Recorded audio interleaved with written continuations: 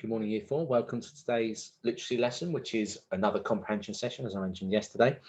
Today, we're looking at using what we call the point, evidence, and explain method to answer comprehension questions. This is a very useful method that's going to help you with answering questions over the next few years and then leading into secondary school as well. Now, there are some longer questions in today's task, which you've had some experience of before, but maybe not so many in consecutive order. But this is going to be useful for helping you to develop your stamina for writing again in the lead up to going to school. And also some of the skills involved in doing so are going to help you with answering comprehension questions. So as with yesterday, we're going to brief recap of text marking, using that to identify key information before you start. First step, numbering those paragraphs on the left-hand side. Second step, whilst reading through the passage, underline key words and phrases that refer to characters, locations, and objects, and any expansion of those nouns. Underlining phrases or words that you may be curious about or unsure of. In the event of seeing the questions before the text, please underline words and phrases that referred to by the question, and you can match up information from question to text a bit quicker, and that can be quite useful when you're scanning across from certain questions. And then finally, once you've read the paragraph, the brief summary there to show you what it's been about. And we have the usual example of Michael Morpurgo. Again, here, the underlined information, the numbers next to the paragraph, and then you've got your short summary paragraphs there. And this is what it should be looking at by the end of this particular task. You should have key information underlined, numbers on the left, summaries on the right, or if you haven't got enough space on the right and you do on the left, you can swap those two around, but this would give you a good starting point to tackle some of the questions faced. Today's task is split into two sections. You have a multiple choice section, which comprises of 8 different questions based on the rainbow comprehension on the next slide.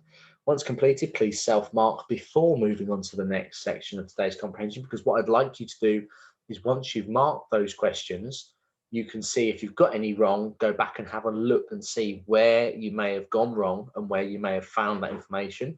But also, if you've got them all correct or the majority correct, please reflect on what strategies you used and what helped you to actually identify that, because that's going to be really useful to you moving forward. The second section involves providing a bit more detail and use of evidence to support your answers, which is where our point, evidence, explain method comes in. There is a brief explanation about that before that section appears. So remember to text mark on the literacy template using the method discussed at the start of the video. If you want a bit more information on text marking, yesterday's video contains a little bit more. So if you feel like you need to go through that again, please feel free to watch yesterday's video too. Rainbows are often seen when the sun comes out after or during a rainstorm. Rainbows are caused when sunlight shines through drops of water in the sky at a specific angle. When white sunlight enters a raindrop, it exits the raindrop a different color.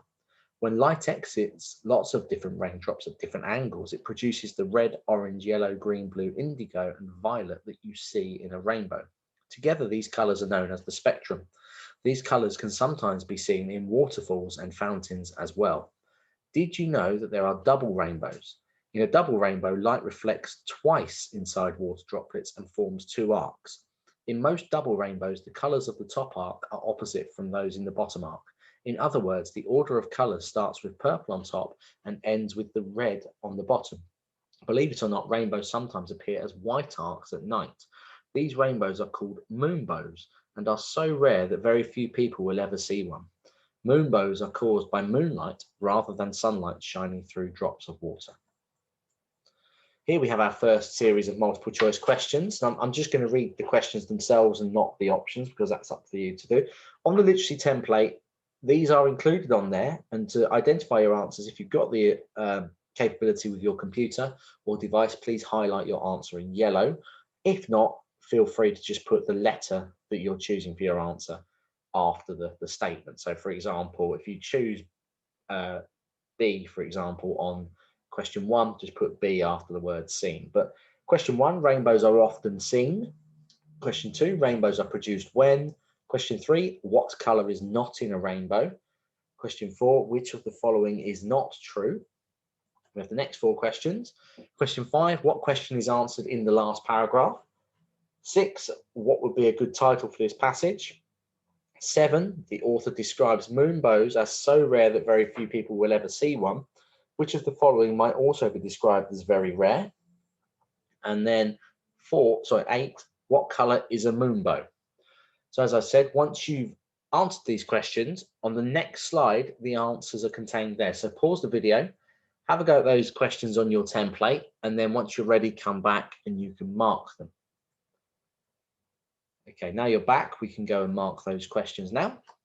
So here we have question 1, the answer is A, 2A, 3D, 4A, 5B, 6D, 7B, 8A. Okay, moving on. Here is a question that we've faced before. And the question was, explain the phrase, Death who is angry for losing 3 potential victims. Use evidence from the text to support your answer. And we have the full answer here. The treacherous river is a trap used by Death in order to claim potential victims. The brothers conjure up a magical bridge to pass over unharmed, which bypasses Death's trap. Death is angered by this and therefore concocts his plan to claim his victim using the rewards. As you remember, this is from the Three Brothers comprehension that we did before, did last week. Okay, moving on. Here's where we get an explanation about the point, evidence, and explain method. So when you make your point, it's writing the main idea you want to talk about, and that has to be related to the question posed. Okay, so in this case, the point is made towards the end of the answer, but you would do it either at the end or at the beginning, depending on how you've ordered your information in the middle or in between. So in this case, Death is angered by this and therefore concocts his plan to claim his victims using the reward. In this case, the point is made at the end. As long as the 3 sections are clear, you can order them however suits the question. Evidence, which is to prove your point using quotation from the text. And we have quotation from the text, treacherous, potential victims, and magical bridge. And these are used to give evidence and provide a bit of extra weight to your argument. Okay. Finally, the explanation ties everything together. So explain why you have made the point and how the quotation backs up your point. So if you included the point and some evidence, you would get, if it was a 3-mark question, 2 marks. But to get that final mark, you need the explanation. So the treacherous river is a trap used by Death in order to claim potential victims. The brothers conjure up a magical bridge to pass over unharmed, which bypasses Death's trap. You can see there that I've explained the word treacherous and how it would relate to claiming some potential victims, and also then the use of the magical bridge to pass over unharmed. You need those 3 components to get 3 marks for a 3-mark question. And in a 2-mark question, which you're more likely to face in your activities coming up following this session, you will need to include an explanation of the evidence, a point and evidence, or a point and explanation, and so on. But getting used to this style of answer will really help you to be able to construct the right answer for every type of explanation-based comprehension question. So moving on, we have 3 questions for you to have a go at today, and they are all involving the same method. So the author mentions both rainbows and moonbows, explain the difference between their formation, support your answer with evidence from the text. Question 10, list 3 facts that the author states about rainbows, then state your opinions about rainbows. Finally, explain the difference between facts and opinions. That's a slightly different question, but it's to draw your attention to the difference between facts and opinions. True or false? So you need to state one of those, and this is quite similar to what you've been used to doing in maths with the true or false sections there. You must explain your answer. The colours black, white, and purple form part of the spectrum that is visible when rainbows form. Support your answer with evidence from the text. So pause this, have a go at those questions on the template now, and then when you're ready, come back to this and you can have a look at the model answers for this. If your answers are similar to what is on the next slide, then use some judgment and common sense to award yourself a mark. Right, now you're back, let's have a look at some answers. So for question 1, the text states that rainbows are formed as sunlight shines through drops of water in the sky at a specific angle, and that moonbows are formed by moonlight rather than sunlight shining through drops of water. Both are formed by light shining through drops of water, however, the light is from different sources. Sunlight for rainbows and moonlight for moonbows. So I've explained the difference between their formation in that it's sunlight and moonbows. I've also included the evidence to say how they're formed and my point is that there is the difference. So that gets the 3 marks. For the next question, listing 3 facts and stating your opinion, you would get a mark for listing 3 facts that I've done below. So some facts about rainbows would be that they are often seen when the sun comes out after or during a rainstorm. They are formed by sunlight shining through water drops, and the colours produced are known as the spectrum. And then my opinion, I think that rainbows are really colourful and they're nice to see after heavy rain. Opinions and facts differ because an opinion is someone's thoughts about a subject, object, or person, whereas facts are completely true and absolute. So your opinion can change, whereas a fact would stay the same all of the time. So if you had those 3 components, you would get the mark for that particular question. True or false? Colours black, white, and purple form part of the spectrum that is visible when rainbows form. Support your answer with evidence from the text. False, as the 3 colours, black, purple, and white, are not part of the spectrum of colours produced in a rainbow. The colours that form the spectrum are red, orange, yellow, green, blue, indigo, and violet.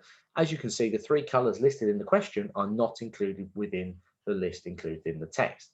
So I have my point, which is false, as they're not part of the spectrum. I have my evidence, which is the list that comprises the spectrum. And then my explanation is that the 3 colours are not in the list, which is why my answer is false. Please mark your work. Award yourself 1, 2, 3 marks based on how you feel you've done with each of those questions. Okay, and then once you've done that, please move on to today's self-assessment. Today I have learned, I have made progress because, and I have been challenged by. If you have any questions about this and any other strategies that you may use, please feel free to ask your questions to your teachers during your morning or afternoon sessions.